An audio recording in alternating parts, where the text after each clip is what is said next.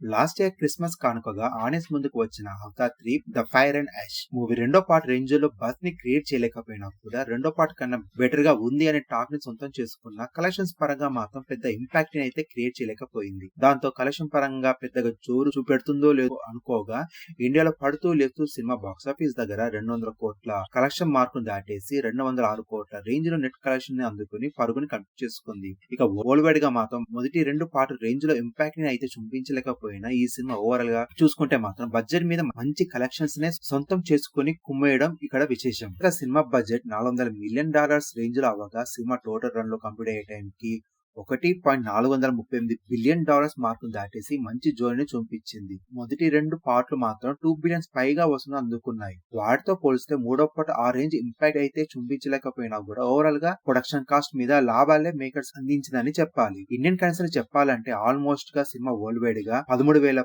పైగా కలెక్షన్స్ ని అందుకుని సంచలనం సృష్టించింది ఈ సినిమా. మరిన్ని లేటెస్ట్ న్యూస్ కోసం ఈ ఛానల్ సబ్స్క్రైబ్ చేసుకుని పక్కన బెల్ బటన్ ని యాక్టివ్ చేసుకోండి.